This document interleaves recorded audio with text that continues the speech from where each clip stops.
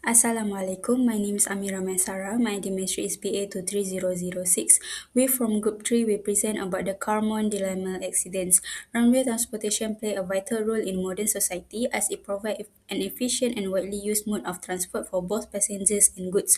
Although railway systems are generally regarded as safe due to strict regulation and safe control, accidents can still occur when unexpected hazards arise, particularly those related to environmental conditions. This presentation focuses on the Carmont, also known as the Stonehaven rail derailment. The accident occurs on the 12th of August 2022 near Carmont, close to Stonehaven in Scotland. On the day of the accident, the area experienced extremely heavy and continuously rainfalls. This severe weather leads to flooding and causes landslide from hillside located near the railway lines. As a result, stones, soils, and other debris were washed into the railway track, creating a dangerous obstruction. During this adverse weather condition, a passenger train traveled from Aberdeen to Glasgow Queen Street entered the affected section of the tracks.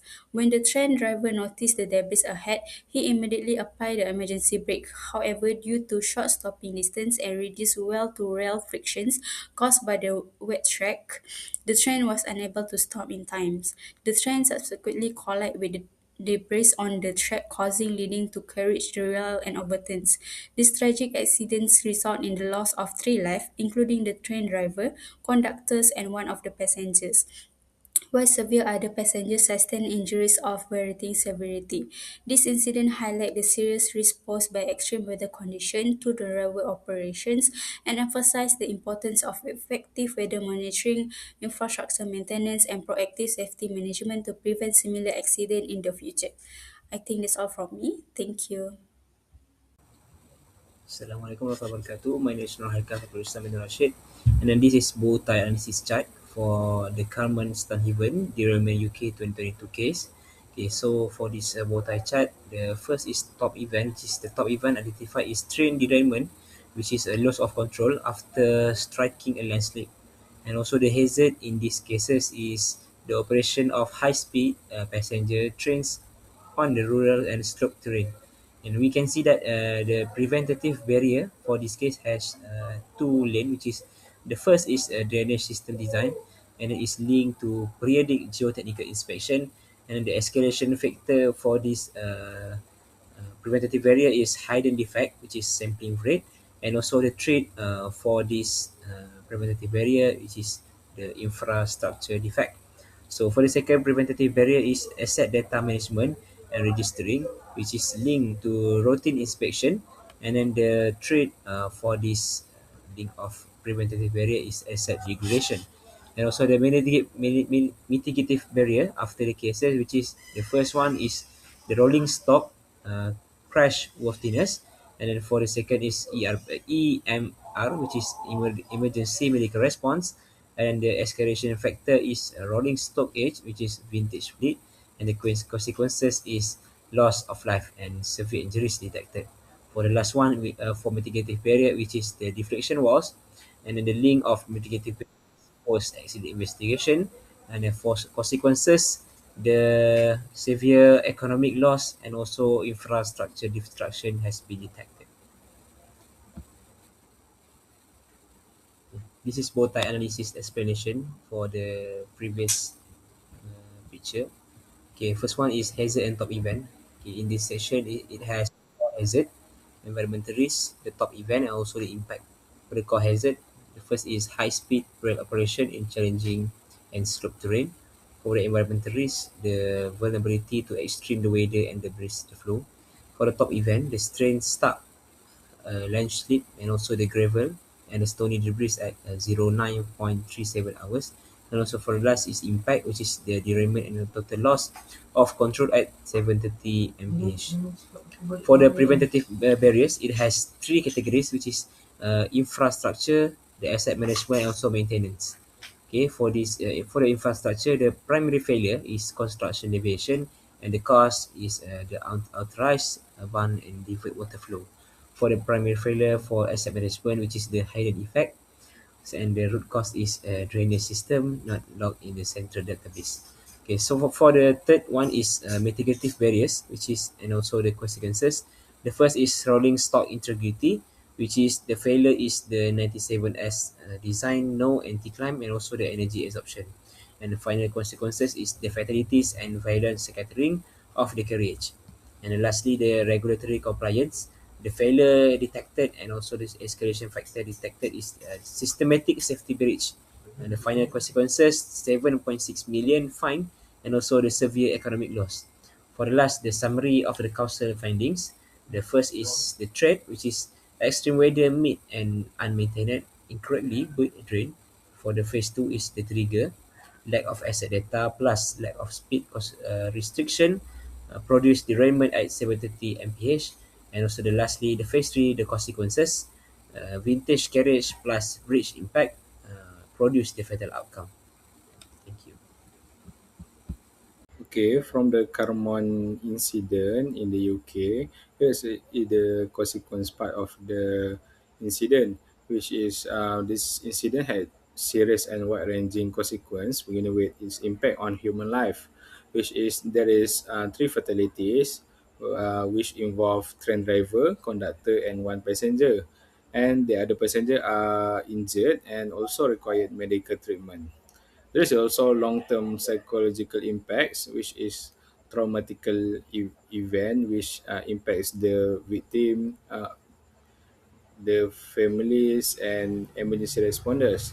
And then we go to the infrastructure damage, which is the derailment cause extensive damage to the railway track, drainage system, and train itself. And the abandoned then the rail line also temporarily closed during that time. There is also major disruption to the commuters, tourism, and logistics. Okay, next, we go to the economic impact of this incident, which is firstly is the high cost from emergency response, repairs, and investigation needed in the case investigation, and also compensation to the families.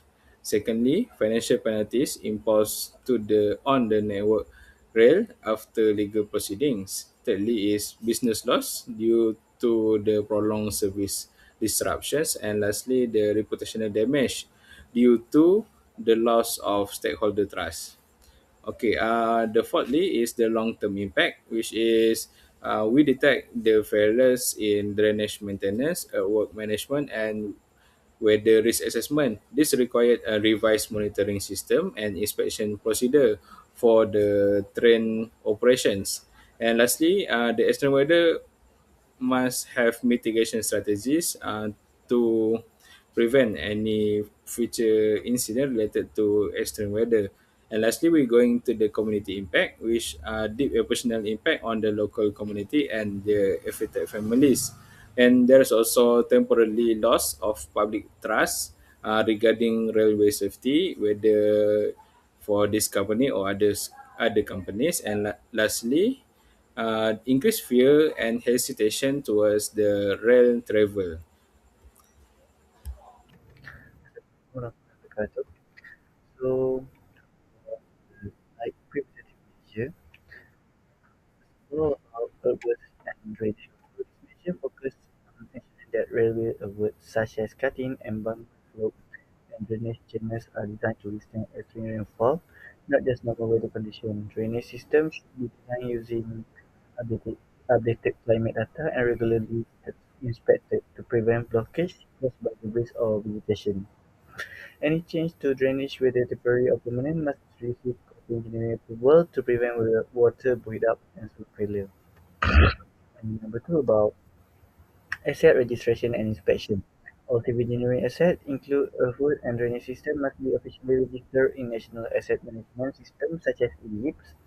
Registration ensures that these assets are regularly inspected, maintained, and risk assessed. Unregistered or hidden assets are dangerous because they may escape monitoring, so they should be removed to reduce safety risk. And number three, about monitoring of extreme weather. These points highlight the need for real-time weather and rainfall monitoring. Trigger thresholds should be set so that control center receive automatic alerts when rainfall exceeded safe limit. This allows early actions such as speed restriction, engineering inspection, or temporary lane closure before unsafe conditions develop. And number four, operating through severe weather. Clear operational guidance is essential during during severe weather. Drivers, signalers, and control staff must know exactly what action to take. They should immediately report unexpected water flow, debris on track, or sign of unstable ground. Clear authority must also be given to staff to stop or restrict train operation without delay when safety is threatened. And number five, trainings and decision support. So for this one, operational and road control staff should receive the specialized training on weather-related hazards, such as wood failures, landslide inverters. Decision supports tools that combine weather data, asset condition information, and risk model can help staff make quick and informed safety decisions during emergency situation. And the last one is about speed and service control. So during period of heavy prolonged rainfall, precautionary measures such as mandatory speed reduction or service suspension should be applied in high-risk areas to reduce speed, allow drivers more time to react unexpected obstacles, and reduce vehicle risk on the wet road. That's all for the preventive measures. Hello and Assalamualaikum. So today I'm going to talk about the lesson learned from the Carmont incidents, which is the first lesson about the infrastructure and construction integrity, the second lesson operational resilience and policy, and the third lesson accountability and organizational learning. So in the first lesson, which is infrastructure and construction integrity, my point is about the design compliance is life critical. So we have learned that unauthorized site modifications can have a serious and sometimes can lead to the catastrophic consequences. For example, the Carmont was not part of an approved design. So during extreme weather, it contribute to the catastrophic hydraulic failure.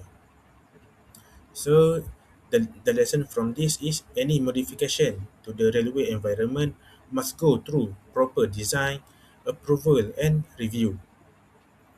So next, we can learn about the eliminate hidden assets. So we also learn that all new civil engineering assets must be promptly recorded in national database such as ELIPS. If an asset is not in the system, it can be missed during inspection and routine maintenance. That means it have potential defects may not be spotted until they lead to an incident. And for the second lesson is operational resilience and policy. So we can learn about the standardized emergency response. So emergency response procedure must be clear and consistent and not left to the individual interpretations. So to address this, rulebook amendments now give staff mandatory, clear instruction on how to identify and report the unusual water flows, flooding, or earthwork damage. And the second, we can learn about the enhanced decision support.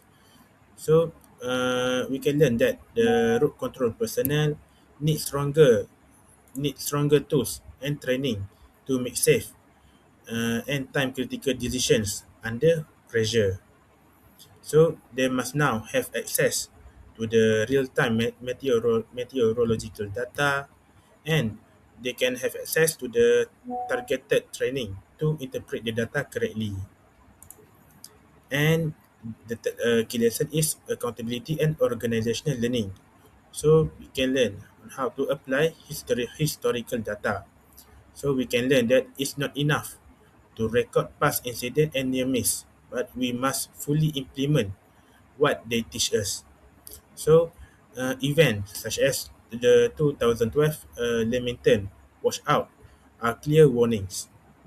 So the lesson is historical event and near miss must directly influence current standards, procedure, and risk model. And also in the accountability and organizational learning is unify safety standards. So we also recognize that the operational decision centers, especially route control, must be held to the same strict internal audits and safety assurance as track maintenance teams. So this means control room decisions are now subject to stronger safety scrutiny and accountability. So there is more consistent safety standard across both operational and engineering functions. So to summarize all of this, the first lesson is infrastructure and construction integrity has taught us that design compliance and complete asset record are life critical. And the second lesson, operational resilience and policy, has led to clear emergency procedures and stronger decision support for route control. And the last is accountability and organizational learning has reminded us that we must apply lessons from past events and hold all parts of organization to consistent about the safety standards. So that's all from me. Thank you.